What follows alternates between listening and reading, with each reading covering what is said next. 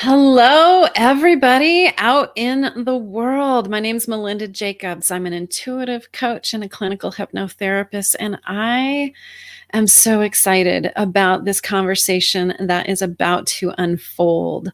I met this woman, PJ Gunter, through a small little support group around finances and money. And she lit me up. Her light, her voice, her message got me so excited. And I just wanted to bring her on and have us begin to plant some seeds that are going to grow into amazing, amazing things. So let me bring her on. This is PJ Gunter. Let's bring that up. So, PJ, welcome. Thank you so much, Melinda. I'm delighted to be here. Oh my gosh, I'm so excited. So, PJ, how about just share a little bit about yourself and what is this RSCP thing behind your name? The RSCP is Religious Science Practitioner, and it's just someone who holds the high watch. I want to take away the mystique about it. It's been a long time coming, and actually, my life experience is summed up pretty much in those letters. So, as I share with you and everyone what RSCP means, I can also share a little bit about who I am and how I wound up in that space. So, pretty much, I have always been a spiritual seeker. And in seeking myself to express myself spiritually, I've also lived in Israel as part of a spiritual group, Wow. and I've been studying metaphysics for longer than I care to say. Ditto. As a Black woman, it has taken me into a place where now I feel that living metaphysically is not only who I am, it's also the space in which we find ourselves at this particular dispensation of time. Amen. I can't fathom what going through this world right now would be like if I didn't have that metaphysical understanding of energy, of the power of attention, intention, consciousness, prayer.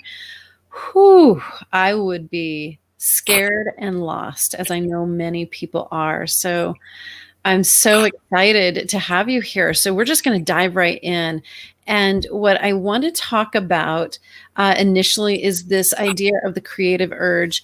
There is a book called This Thing Called You. I know that looks backwards, by Ernest Holmes. This is one of my favorite books because it's so relatable. Some of his language can be a little cumbersome, a little prohibitive as far as it really, the principles and the messages really dropping in. And so I love this book because it's an easy read and it reminds me of the truth of my being, of everyone's being. And one of the things that is just right from the gate, it says that there is a creative urge that lives in within each and every one of us. That there is something within us that wants to get voiced, wants to get out, wants to get expressed. And when I met PJ, oh, I was like, wow, she's like a firework house to me, like I just saw lights coming off of you. So this creative urge of expression um, it's what, in part, it's what we're here to do. Like that's part of the spiritual path of living our lives and bringing our voice forward. So, PJ, I know that you love this question. So, what gets in your way? What keeps you from getting that message out? Well, a couple of things. Thank you for asking. The creative urge is part of or actually, it's who we all are. Yes. Each of us is an expression, an individualized expression of this creative urge. So, what keeps many of us from getting that message out is what we have internalized. As a Black woman, the message has always been to me that you ain't nothing and you ain't never going to be nothing.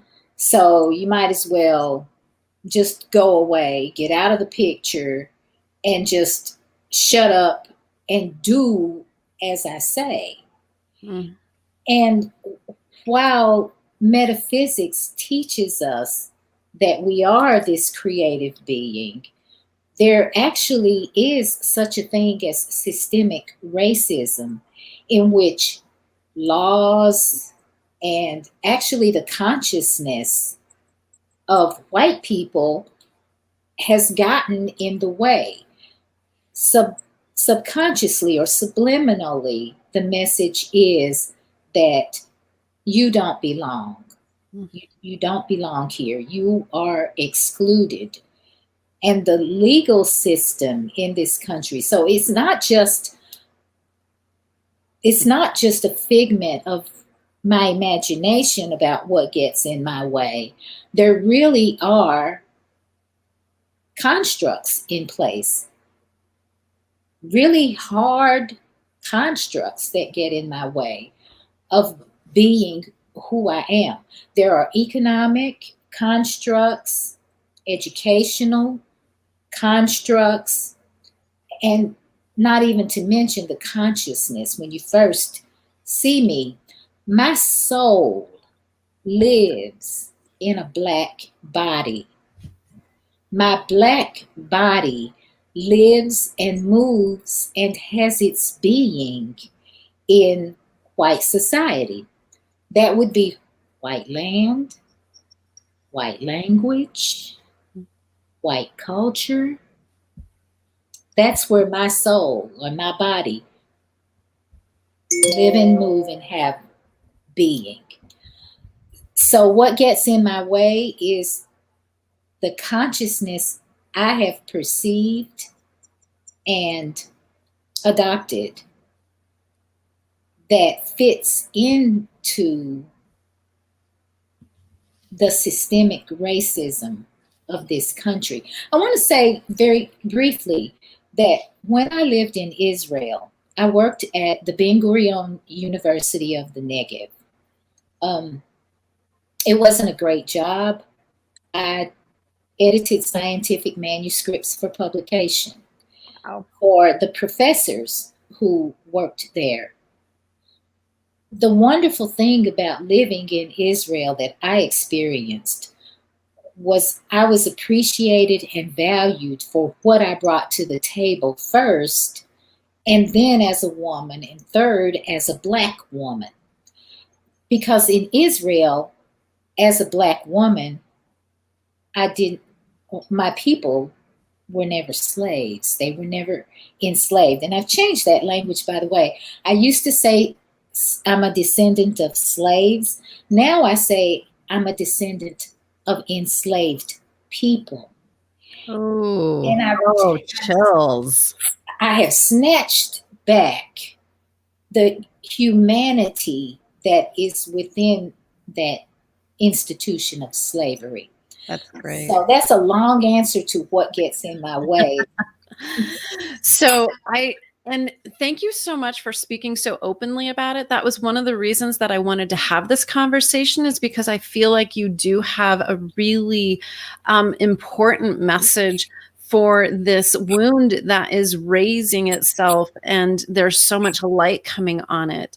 And this is not a political discussion. We're not going to go there. That you and I are both, I'm also a religious science practitioner.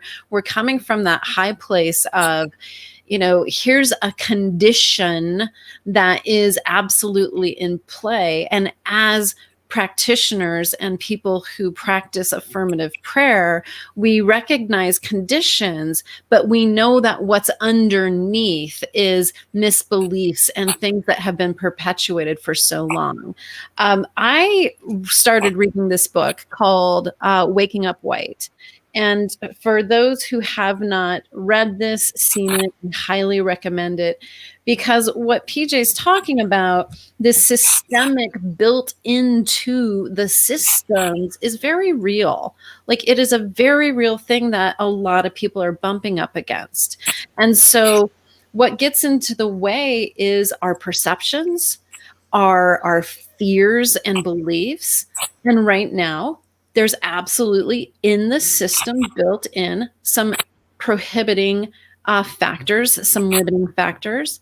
And does that need to stop us? No, does not need to stop us. And I think it's important to recognize, yeah, there's some obstacles there. And collectively we can come together and raise the consciousness, raise awareness, and start bridging conversations between different communities. You know, we're both women, we both know what it's like, but I don't know what it's like being a Black woman in our country. I'm Middle Eastern in descent, but really the benefit of that gave me an exotic look that helped me through the system where others are being held back. So PJ, tell me succinctly, what's your message? My message is we can do this. Mm. We can make it happen. And while it appears that the obstacles are within the system was built by man and a consciousness. And once we began to change the consciousness that created those systems will fall away. And it takes the conversations like what we're having here right now to challenge the consciousness, to bring awareness to it, to challenge it, and to change it. And I would say my message in the work that I do through my one-on-one work, through the intuitive coaching, and even through the courses that I'm creating, is my message is that the all of you is lovable and worthy. The all of you, my inner racist, the part of me that hated my body and was being self-abusive, the part of me that struggles feeling enough in the world. The all of you deserves to be embraced and lifted up. PJ, there was something that we were talking about. I want to bring it back into the conversation before we went live, is this idea that no one benefits, that the system is built in such a way that a few benefit, that a very specific percentage of the population benefits. And I would love for you to say again what you said before, because it was good. Well, that's an illusion. The benefit is an illusion. We could, by enhancing, bringing everybody in to the picture to be able to contribute, that's when we benefit. For example, Dr. Charles Drew came up with blood transfusions. And by the way, he was a Black man. And by the way, he died because he was denied the very procedure he created. That said, if he had not created blood transfusions, look how many people have benefited. I would be dead. I've had a blood transfusion and I would have been dead. So thank you.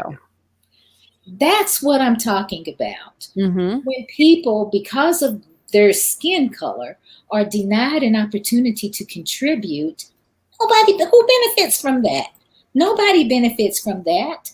So when we expand the circle, bring everybody in and allow everybody to make a contribution, we enhance the whole and everybody benefits. So the illusion of benefiting has no place in a world where everyone has an opportunity. Just We can't even imagine what we're being denied because we're denying people the opportunity to make a contribution.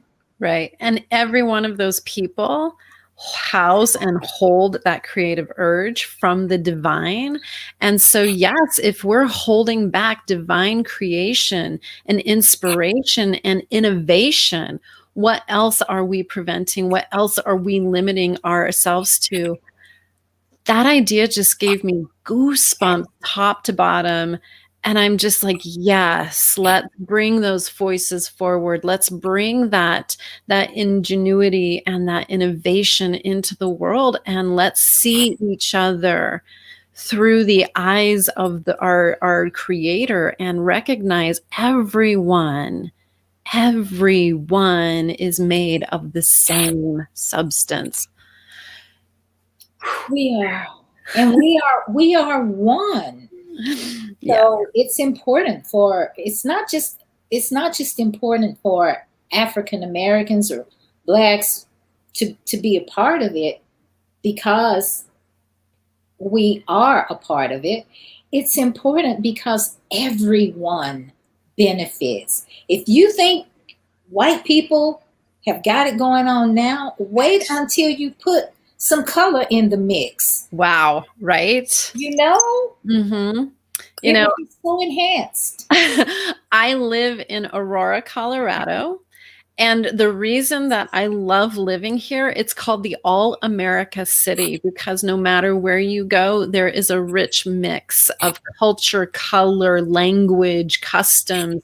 Like it's really rich here compared to some other places in Colorado that are not as diverse. And so I love the idea of bringing forward the richness of that creative urge, that inspiration coming through individuals. Oh my gosh, what a beautiful vision to paint for the world, right? It is the vision. Yeah. It is the reality. And it starts with the conversations you mentioned, because those conversations tear down all those stereotypes and prejudices that we have built up in our minds but have never challenged.